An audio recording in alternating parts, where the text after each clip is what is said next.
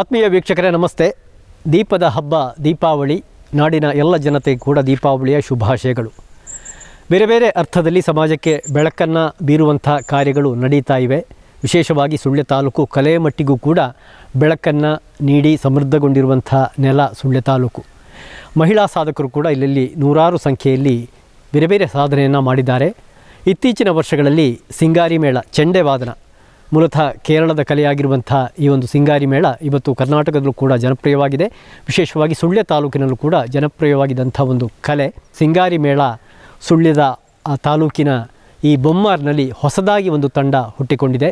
ಶ್ರೀ ಗಜಾನನ ಯುವತಿ ಮಂಡಲ ಬೊಮ್ಮಾರು ಮತ್ತು ಶ್ರೀ ಗಜಾನನ ಮಿತ್ರಮಂಡಳಿ ಬೊಮ್ಮಾರು ಇದರ ಸಹಕಾರದಲ್ಲಿ ಶ್ರೀ ಮಹಿಳಾ ಸಿಂಗಾರಿ ಮೇಳದ ತಂಡ ಆರಂಭಗೊಂಡಿದೆ.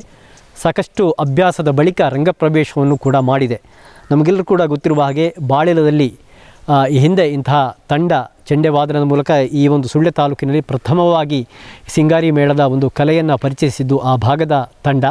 ಅದು ಇವತ್ತು ತುಂಬ ಜನಪ್ರಿಯಗೊಂಡಿದೆ. ಅಲ್ಲಿಯೇ ಕಲಿತು ಈಗ ಗುರುಸ್ಥಾನದಲ್ಲಿರುವಂಥ ಶ್ರೀಮತಿ ರೂಪಾ ಸಾಯಿನಾರಾಯಣ ಕಲ್ಮಡ್ಕ ಇವರು ಗುರುಗಳಾಗಿ ಈ ಬೊಮ್ಮಾರ್ನ ಮತ್ತು ಆಸುಪಾಸಿನ ಯುವತಿಯರಿಗೆ, ಮಹಿಳೆಯರಿಗೆ ಈ ಒಂದು ಸಿಂಗಾರಿ ಮೇಳವನ್ನು ಕಲಿಸಿ ಇಲ್ಲಿ ಒಂದು ತಂಡ ಹುಟ್ಟಿಕೊಂಡಿದೆ. ಮುಂದಿನ ದಿನಗಳಲ್ಲಿ ವಿವಿಧ ಪ್ರದರ್ಶನಗಳಲ್ಲಿ, ಸಾಂಸ್ಕೃತಿಕ ಕಲಾ ವೇದಿಕೆಗಳಲ್ಲಿ ಈ ತಂಡ ಭಾಗವಹಿಸಲಿಕ್ಕಿದೆ. ಹಾಗಾಗಿ ಇಂಥ ಒಂದು ತಂಡವನ್ನು ನಮ್ಮ ವೀಕ್ಷಕರಿಗೆ ಈ ದೀಪಾವಳಿಯ ಶುಭ ಸಂದರ್ಭದಲ್ಲಿ ನಾವು ಪರಿಚಯ ಮಾಡಿಕೊಡ್ತಾ ಇದ್ದೇವೆ.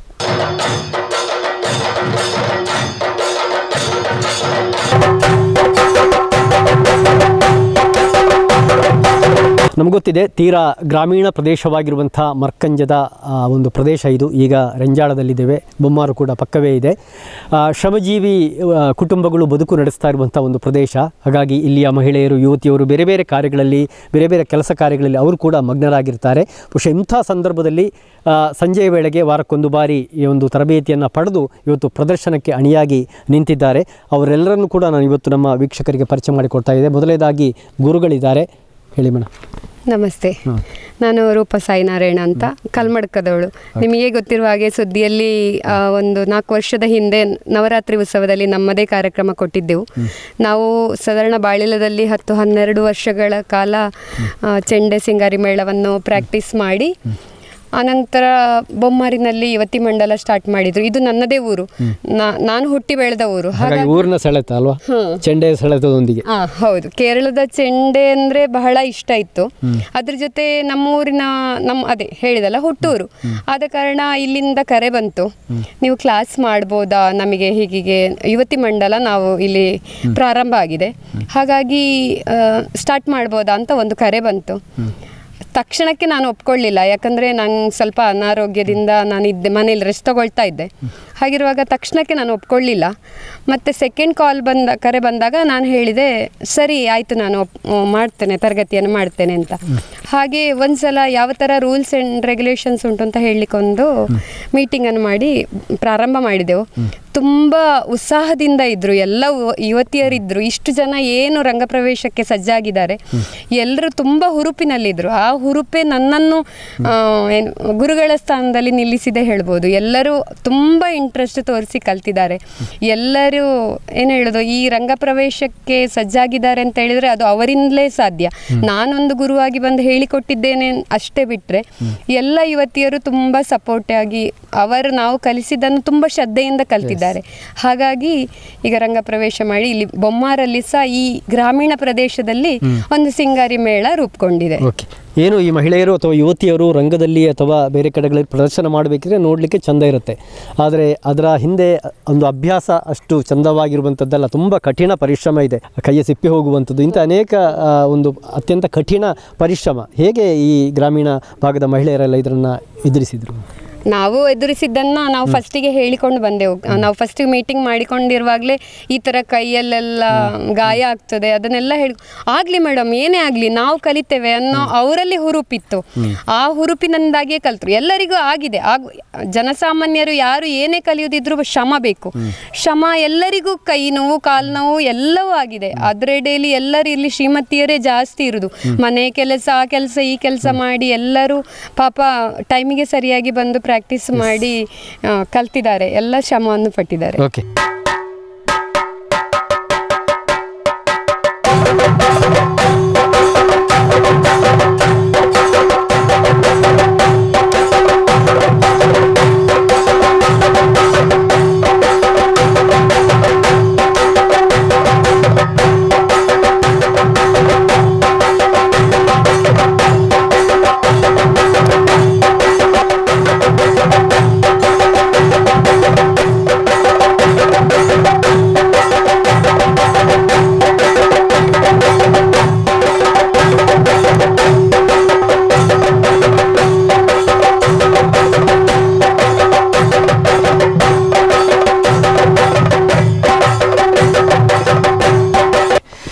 ನಾನು ಆರಂಭದಲ್ಲಿ ಎಲ್ಲರನ್ನು ಕೂಡ ಒಂದು ಪರಿಚಯ ಮಾಡಿಕೊಳ್ತಾ ಇದ್ದರೆ ಮತ್ತೆ ಅವರ ಅಭಿಪ್ರಾಯಗಳನ್ನು ಕೇಳೋಣ. ಹೇಳಿ ಮ್ಯಾಮ್.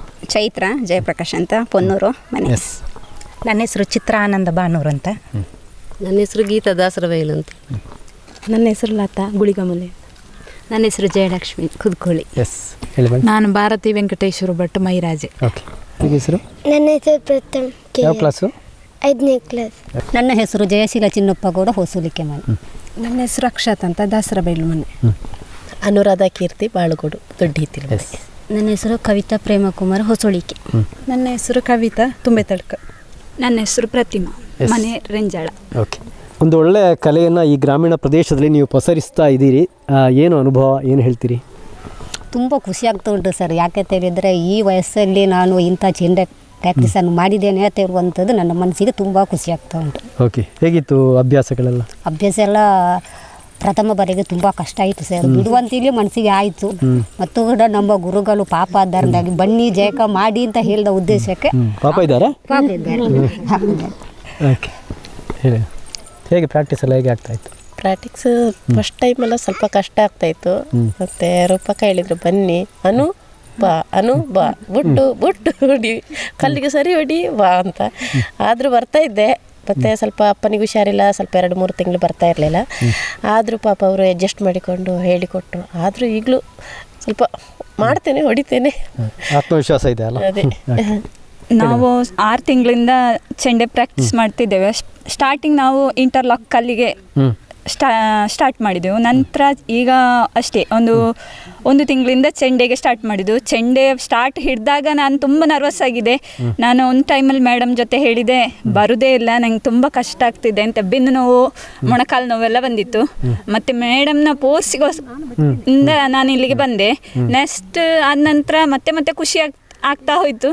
ಮತ್ತು ನಮ್ಮ ಗುರುಗಳ ಬಗ್ಗೆ ಹೇಳಬೇಕಂದ್ರೆ, ನಮ್ಮ ಶಿಕ್ಷಕರಾಗಿ ಒಂದು ಶಿಕ್ಷಕ ಅಂತ ಬಂದಾಗ ಶಿಕ್ಷಿಸು, ಕ್ಷಮಿಸು, ಕಲಿಸು ಅಂತ. ಅದರಲ್ಲಿ ನಮ್ಮ ಶಿಕ್ಷಕರು ಶಿಕ್ಷಿಸಲೇ ಇಲ್ಲ, ಒಂದು ದಿನ ಕೂಡ ಶಿಕ್ಷೆಗೆ ಒಳಪಡಿಸಲಿಲ್ಲ. ಯಾವತ್ತಿದ್ರೂ ನಮ್ಮನ್ನು ಕ್ಷಮಾಪಣೆ ಕೊಟ್ಟು ಕಲಿಸ್ತಾನೆ ಹೋಗಿದ್ದಾರೆ ಹೊರತು ಶಿಕ್ಷೆ ಅನ್ನೋದನ್ನು ಕೊಟ್ಟೇ ಇಲ್ಲ. ಅದರ ಬಗ್ಗೆ ನನಗೆ ತುಂಬ ಖುಷಿ ಇದೆ. ಮತ್ತು ಚಂದ್ರ ಸರ್ ಸಹ ಹಾಗೆ, ಅವ್ರು ಬಂದಾಗ ಸ್ವಲ್ಪ ನಾವು ನರ್ವಸ್ ಆಗ್ತಿದ್ದೆವು, ತುಂಬ ನರ್ವಸ್ ಆಗ್ತಿದ್ದೆವು.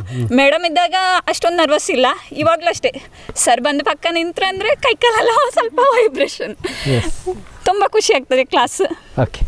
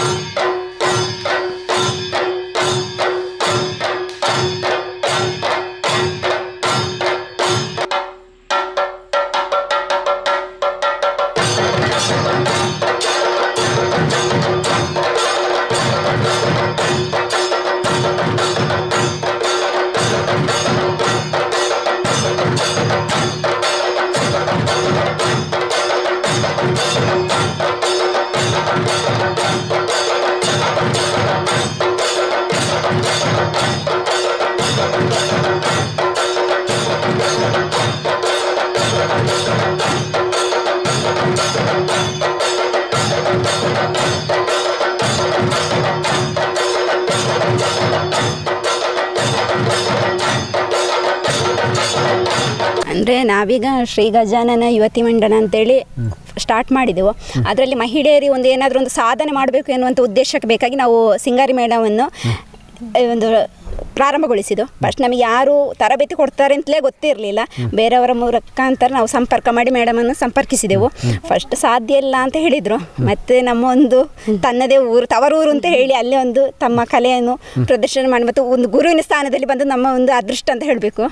ಮತ್ತು ಫಸ್ಟಿಗೆ ಅಂದರೆ ಕಲ್ಲಲ್ಲಿ ಬಡಿಯುವ ಕಷ್ಟ ಅನಿಸಿತು, ಕೈ ನೋವು, ಕೈಯಲ್ಲಿ ಬೊಬ್ಬೆಗಳೆಲ್ಲ ಬಂದಿವೆ. ಅದನ್ನು ಆದಮೇಲೆ ಒಂದು ಈಗ ಚೆಂಡೆ ನಮಗೆ 1 ತಿಂಗಳು ಬೇಕಿತ್ತು. ಚೆಂಡೆ ಅಂದರೆ ಕಾಲಲ್ಲಿ ನಿಲ್ಲಲಿಕ್ಕೆ ಬ್ಯಾಲೆನ್ಸ್ ಅಂತಲೇ ನಾವು ತುಂಬ ಸಮಯ ಅಂದರೆ ಕಾಲು ನೋವೆಲ್ಲ ಆಗ್ತಾ ಇತ್ತು.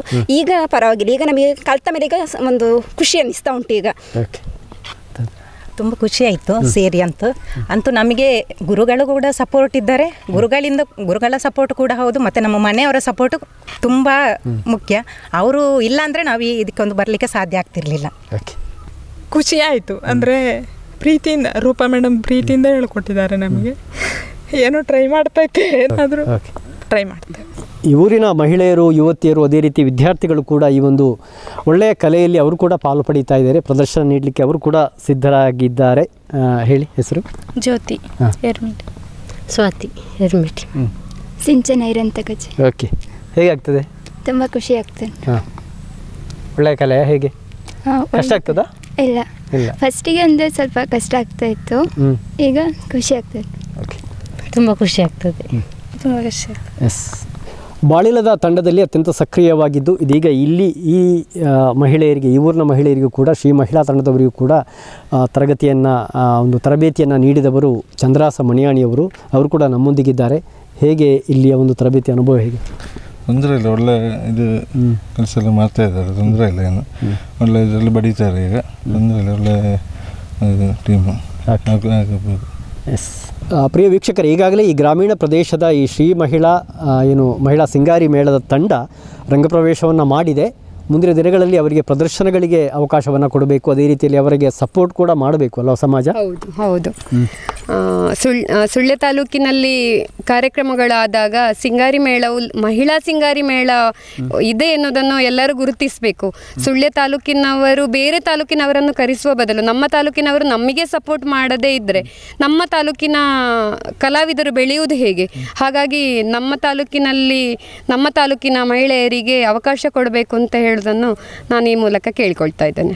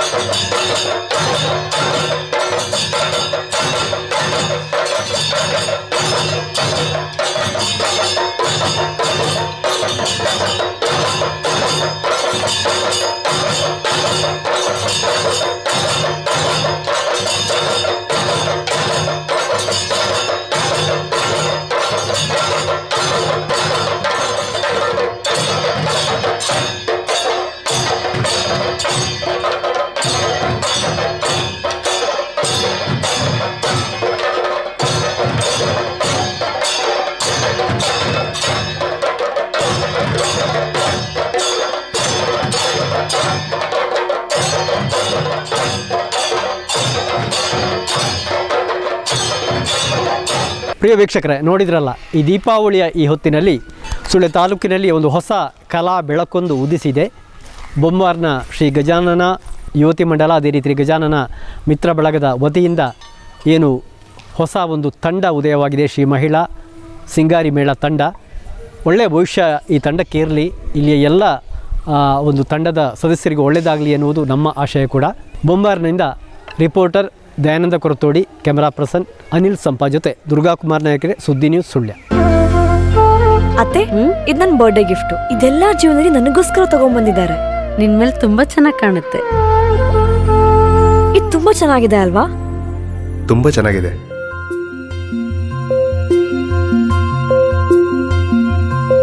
It will look really good on you. Amma? Huh? Mother is always son's first love.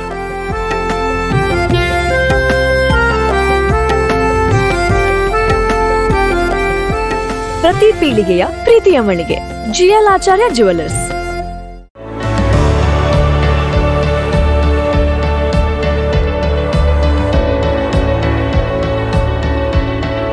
ನಮಸ್ಕಾರ ರೈತ ಬಾಂಧವರೇ, ಬಿಸು ಕಳೆದಿತ್ತು, ಇನ್ನೇನು ಕೃಷಿ ಮಾಡೋದಿಕ್ಕೆ ಸೂಕ್ತ ಸಮಯ. ಹಾಗಾಗಿ ಉತ್ತಮ ಗುಣಮಟ್ಟದ ಗಿಡಗಳಿರುವ ನರ್ಸರಿಯನ್ನ ಹುಡುಕ್ತಾ ಇದ್ದೀರಾ? ಹಾಗಾದ್ರೆ ನಮ್ಮ ಸುಳ್ಯದ ಮೊಗರ್ಪಣೆ ಮಸೀದಿ ಮುಂಭಾಗವಿರುವ ಕರ್ನಾಟಕ ಅಗ್ರಿ ಗಾರ್ಡನ್ ನರ್ಸರಿಗೆ ಭೇಟಿ ಕೊಡಿ. ಇಲ್ಲಿ 3 ಎಕರೆ ಜಮೀನಿನಲ್ಲಿ ತಯಾರಾಗ್ತಾ ಇದೆ ಉತ್ತಮ ತಳಿಯ ಹೈಬ್ರಿಡ್ ತೆಂಗಿನ ಗಿಡಗಳು, ಕೋಕೋ ಗಿಡಗಳು, ಅಡಿಕೆ ಗಿಡಗಳಾದ ಎಂಟರಮಂಗಲ, ಮೋಹಿತ್ ನಗರ, ಸೈಗಾನ್, ರತ್ನಗಿರಿ, ಸುಮಂಗಲ, ಸ್ವರ್ಣ ಮಂಗಳ, ಊರಿನ ಮಂಗಳ ಮತ್ತು ಜಾಯಿಕಾಯಿ ಗಿಡ, ವಿವಿಧ ರೀತಿಯ ಹಣ್ಣಿನ ಗಿಡಗಳು, ಕರಿಮೆಣಸಿನ ಕಸಿ ಗಿಡ, ಪಣಿಯೂರು 7 ಲಭ್ಯ ಹಾಗೂ ಶತಮಂಗಲ ಅಡಿಕೆ ಗಿಡಗಳು ಲಭ್ಯ. Karnataka agri garden nursery, Mogarpane, Halegate, Sullia. Booking ಆಗಿ ಇಂದೇ ಸಂಪರ್ಕಿಸಿ 9048865019 9946123801.